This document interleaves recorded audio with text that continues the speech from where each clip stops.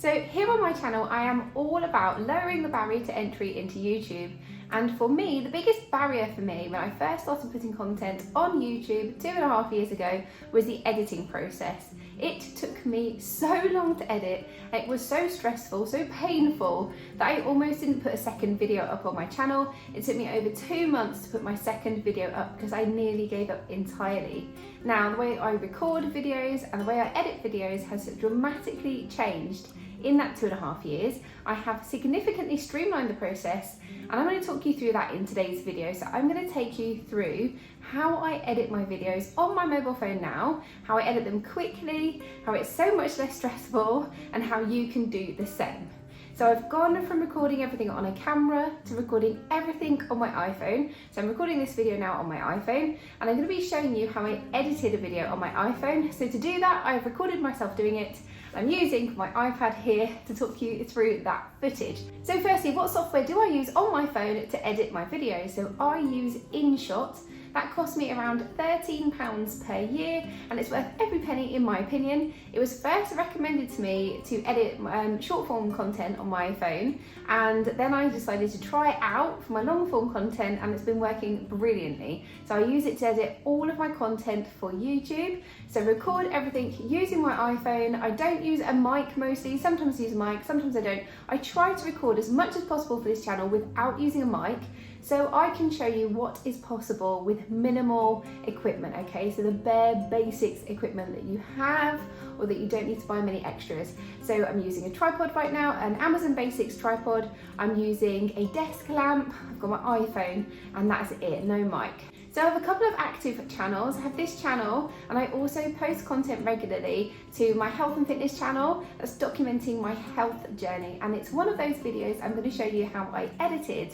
So I recorded that particular video using my iPhone. I actually used the reverse selfie camera, which is terrible. It's totally not the one you should use. I didn't have a selfie stick. I just decided when I was out on a walk that I was going to record this, and honestly, I've been recording a lot of my content for my health channel just using that selfie camera, and it's been absolutely fine. I've got no mic on for this, and that is relevant to the sound quality, and I will talk you through that in a minute, how we improve that sound quality. So let's get stuck in to the footage of me editing that video now. So firstly, I bring up Inshot on my phone, and then I want to be importing the video. So click on the video there, click on new, and then that will bring up all my videos, and I will find the video. It's actually 2 recordings here, 2 clips.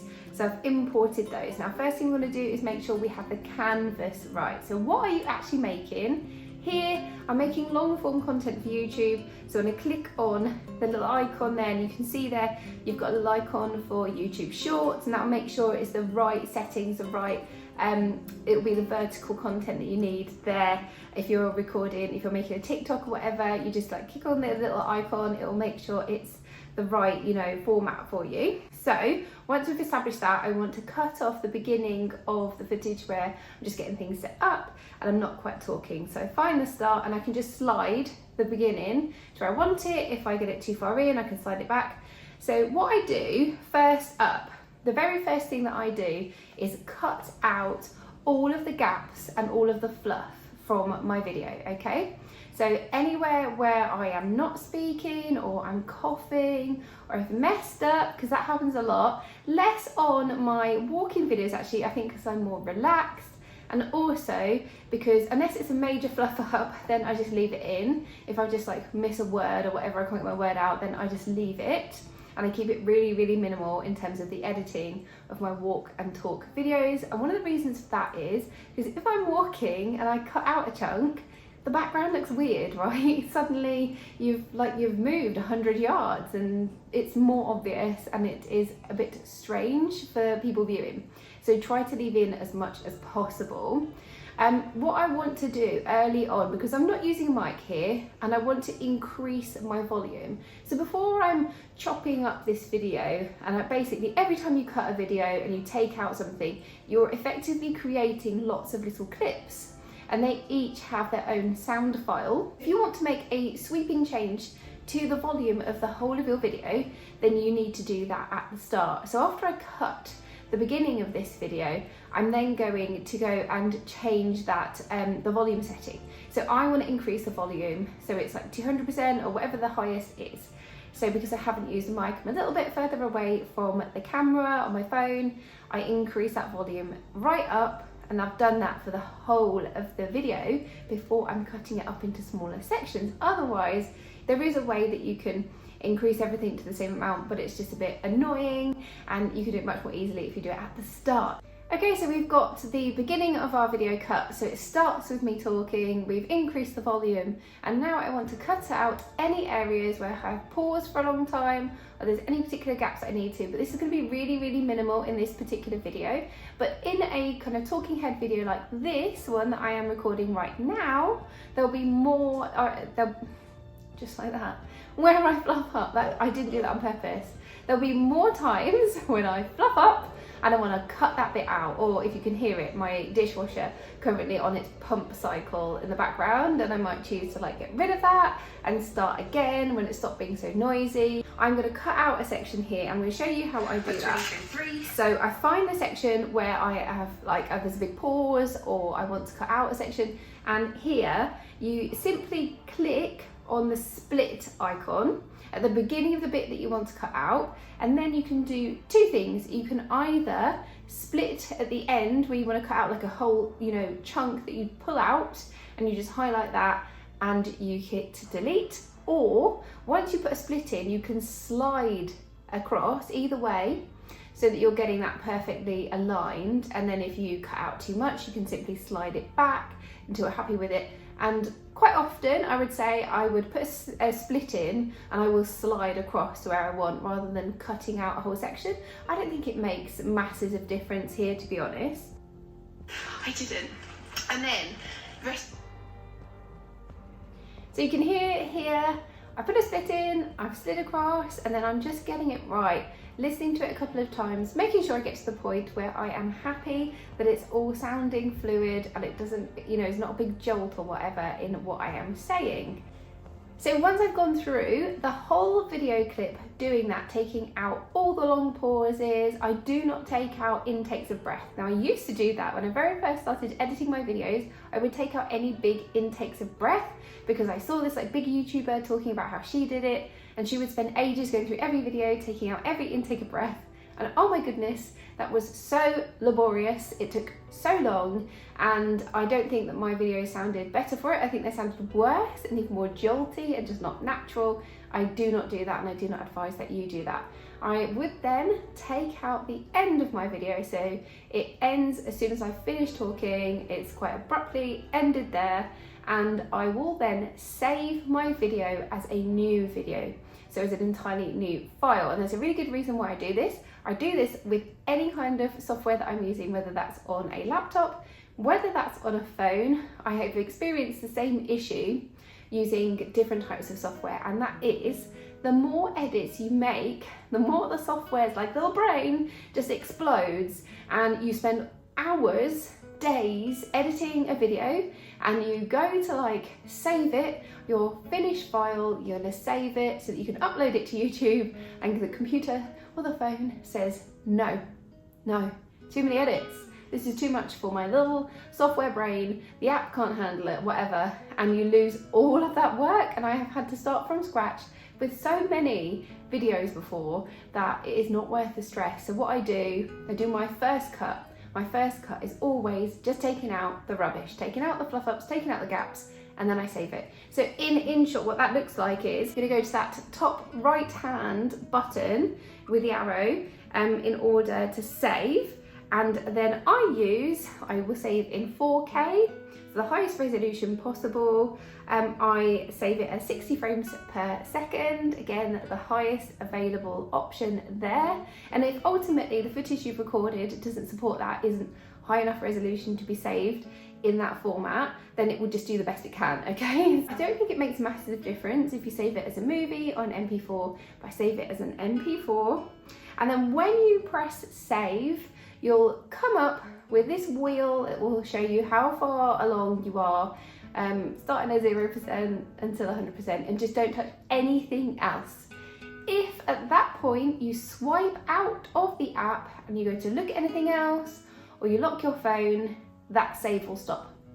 So this is really hard for us, you know, if we're glued to our phones all the time, because you effectively have nothing to do for a little while, but you just have to put your phone down and walk away, make a cup of tea, have a little social media break, okay?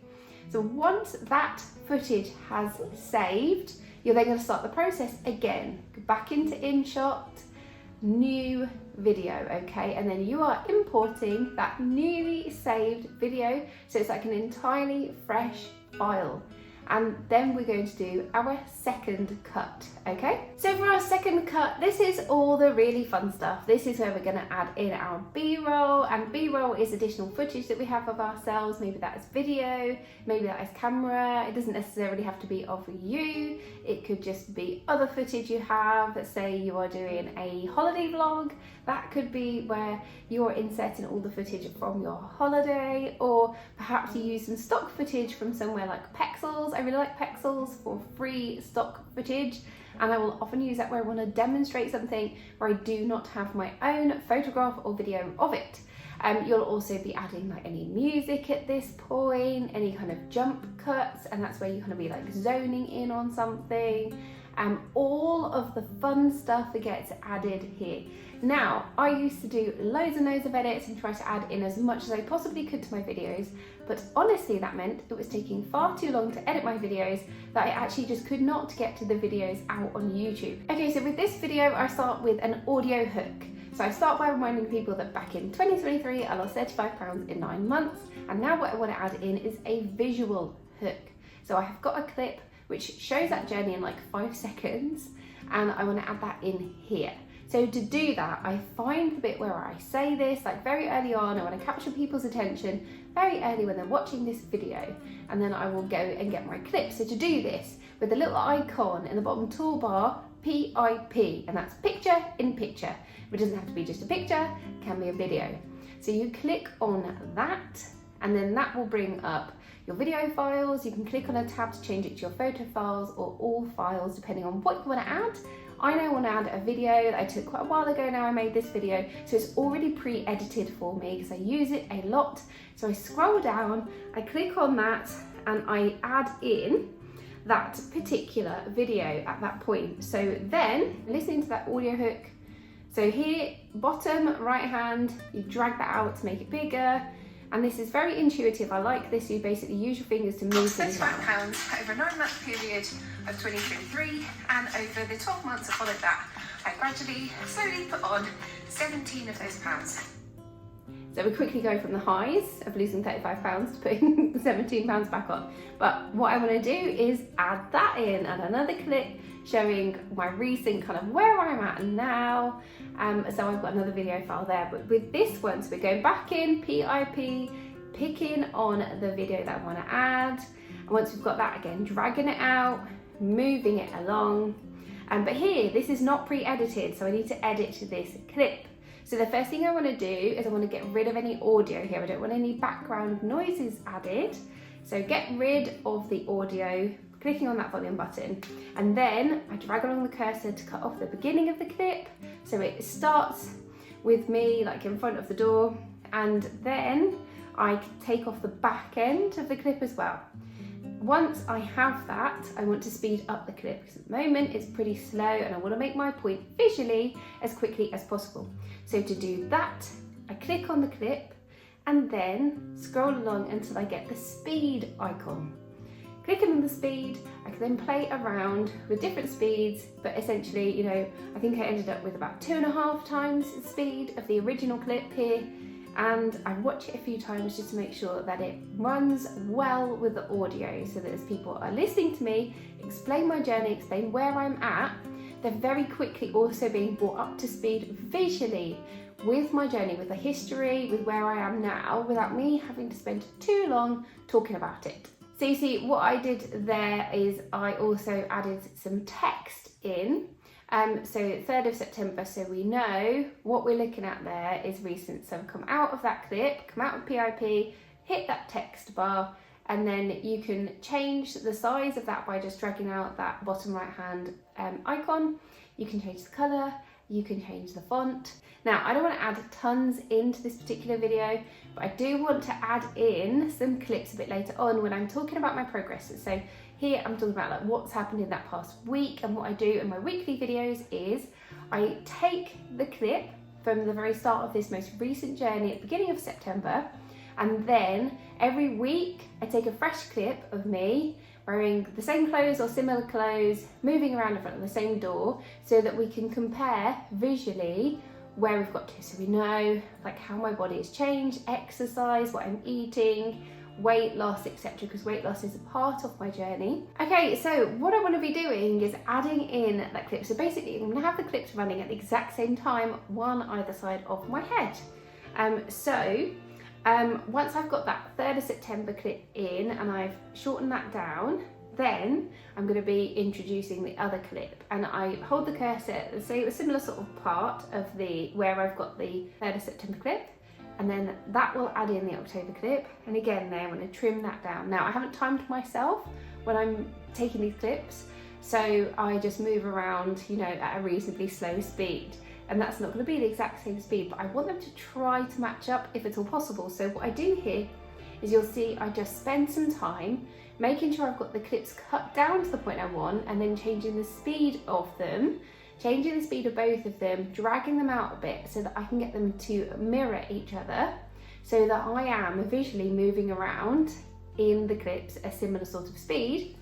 And then I add in the text. So come out of the clips, add it in the text, hit that little text bar, type in what I want, and then I can resize that by dragging out the box, change the colour, change the font if I want to, but I just have it set to something that I like and I just keep it that way. And then add in the text. Now I want the text to run for the same time as the clips. So I find where the clips end, bring that like cursor out to that point, and then I can drag the text boxes out so it meets that. So then we end up, after some tinkering around with the clips running at the same time, me moving around in both of them at a similar time, having the text box as well so people can really easily see the comparison from the beginning of September to the middle of October as I am talking about it. So now another thing that I'm going to show you that I use to keep people like visually invested in my footage, I'm not using this for this particular video, but I'll show you because I do use this quite often. And that's stickers. So next to the text bar we have a sticker bar. If you click on that and you go in GIF, you can search for like anything you might possibly want. You want an arrow, you want like a flashing arrow to point out something in your videos, then you will find it there. You just type it in and you'll find it. So as an example, I've typed in yay if I was celebrating something and I wanted like that visual like kind of ta-da, I could put it in there. And then I use that clip, and again, just like the text boxes and anything else you're adding in, you can drag it out to last for as long as you want, and you can move it around on the screen. Again, it's really intuitive, so you can just use your fingers to resize, move things across as you need them. So I quite often use this when I'm doing my analytics videos, and I want to circle like particular stats that I'm concentrated on. I use the circle. There's various different circles, and they are, you know, like they will, what's the word I'm looking for? They move around. Animated, that's the one. They are animated, so I think that's really cool, and it just gives people something to focus on. So I do use stickers quite a lot. Okay, so another thing that I do a lot is add jump cuts into my videos. I'm not doing that here, but I'll show you here anyway.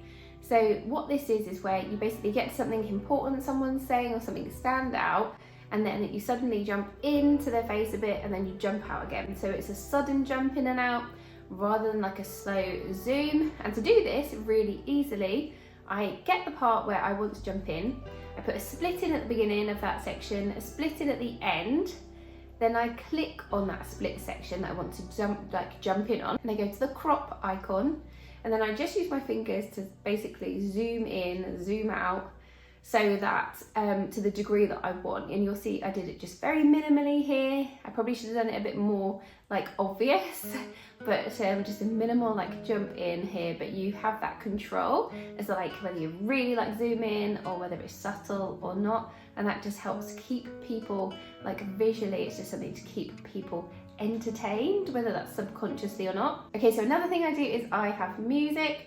So I pay for a subscription to Epidemic Sound, but I pay for the basic one. But basically that means I can only have one YouTube channel signed up. So that's this channel that I add music to. And then for my health and fitness channel, I do not actually add music, but I'm going to show you here how you would go about doing that. Firstly, if we're adding a voiceover, which I use a lot when it comes to any short form content that I'm making, here you would go into that music tab, and then you would click on record, and as soon as you're recording, you can record your voiceover, and you can move that again around, and you can edit it as well in the app. Also adding the music, I would click on that music tab and then imported, because I import my music from Epidemic Sound. So I go into Epidemic Sound, find the tracks that I like, import them to my phone, and then when you go into that imported section, you can then go and click on those files that you want to drag in to Inshot. So I've already dragged these files in because I do this every now and again. I just get a load of clips, import them, and then I use them for the next couple of months. Then I'll go back in when I get bored of them and find some new ones.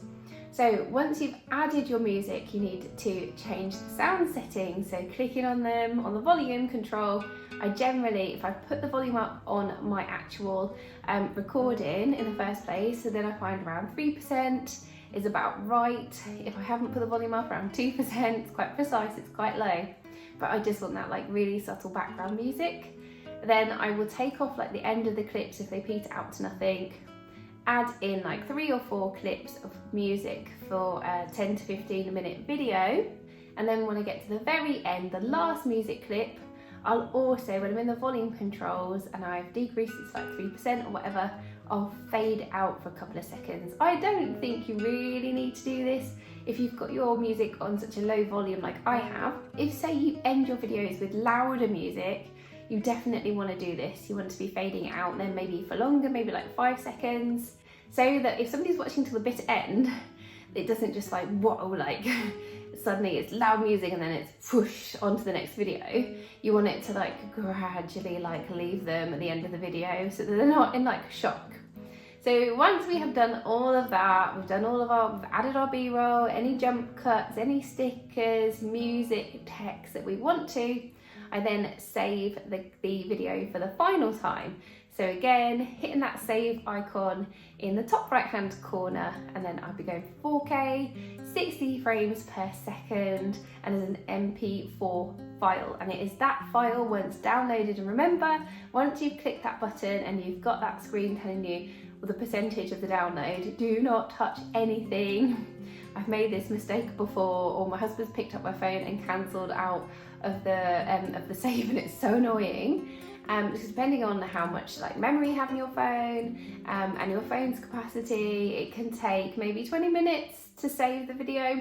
And then I have that file, and that's the file that I'm going to be uploading to YouTube. I really hope that you found this useful. I have found this way of editing my videos so much easier than when I used to record things on my camera and download the footage to my laptop and edit on there. Not least because I can edit wherever I am. So if I'm on a long train journey, I'm in the car for a while, or I'm just in bed. Like sometimes I get to the point where I think I'm just exhausted.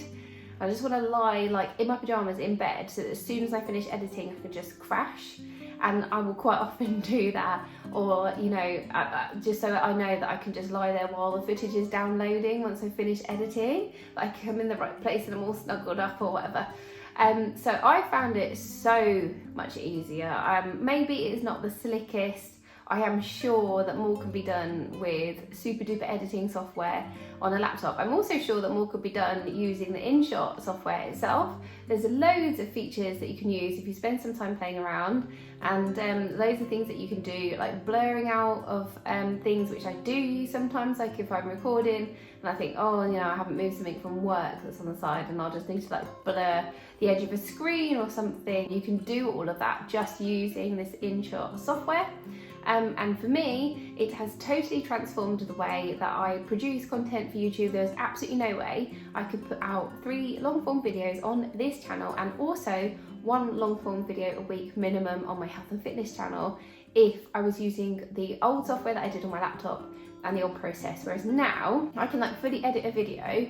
I would say if it's a short video, perhaps in an hour, hour and a half. A slightly longer video might take me a couple of hours, or a teensy bit longer, but mostly within 2 hours I am done with editing a video, and that is the only way that I can continue to put stuff out on YouTube.